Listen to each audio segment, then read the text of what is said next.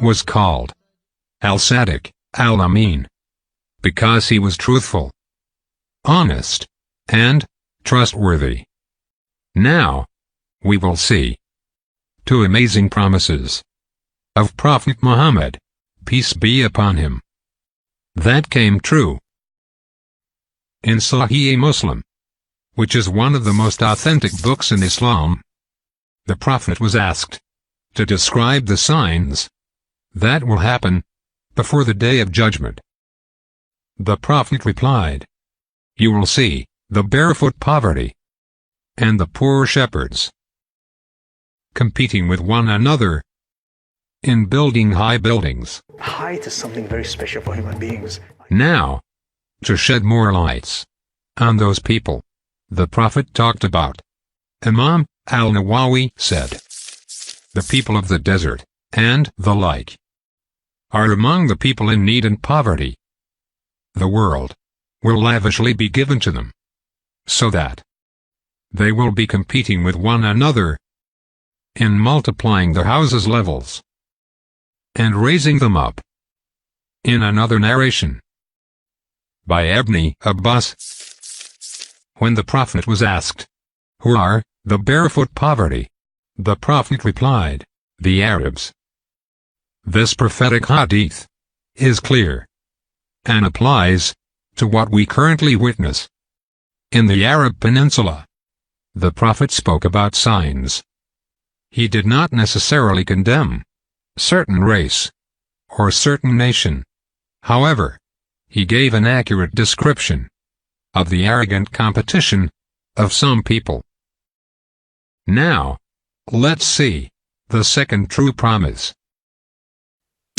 As predicted by Prophet Muhammad, Islam is the world's fastest growing religion. The Prophet, peace be upon him, said, "This matter will keep spreading as far as the night and day reach, until Allah will not leave a house made of mud or a hair, but will make this religion enter it."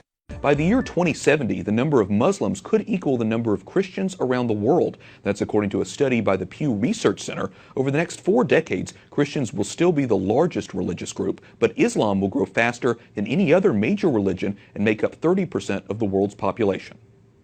We're joined by Conrad Hackett, Associate Director of Research and Senior Demographer at Pew Research Center, to help us break down the study. Conrad, your study shows the religious landscape in the world is changing at a very rapid rate, relatively speaking. Give us a snapshot of what the trends are and what's going to happen by 2050. Well, the biggest pattern is that while Christians are the largest group in the world, Muslims are growing fastest, twice as fast as the world's population, about twice as fast as Christians, who are roughly keeping pace with global population growth. And in the decades ahead, eventually, we think that if we go out a little bit beyond 2050, that Muslims will eventually outnumber Christians when we get to about the year 2075 or so. It's very interesting. We have a graph that shows that we want to show, gives you a little bit more detail about the population growth. It shows, as you were saying about Muslims, the only major religious group projected to have that increase at a faster rate. Christianity is number 2, but it's so far down when you just look at the graph itself.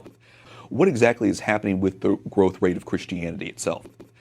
Globally, Christians are outpacing all religious groups except for Muslims as far as growth goes. So it's a mix of a decline in some parts of the world, Western nations, as a share of the population, but then growth in the global South. One other interesting factor here in this study has to do with conversion from one religion to another and how that kind of factors in. Tell me a little bit about how you calculate conversions and what religions are growing in terms of converting. Yeah, we looked at survey data where people tell us the religion they were raised in and their religion today. And there's religious change in many different directions. But the biggest pattern in the 70 countries where we have such data is that there are a lot of people in these countries who say they grew up Christian and now no longer identify with a religion. And as far as other religions go, there's movement in and out, but the biggest movement is from Christianity to the ranks of the unaffiliated. Yeah, or the nuns, atheists, yes, that sure. kind of thing. Very interesting, and I know that you guys will continue to calculate this, like I said, for the decades to come. Conrad Hackett, Pew Research Center, thanks so much for talking with us. My pleasure, thank you.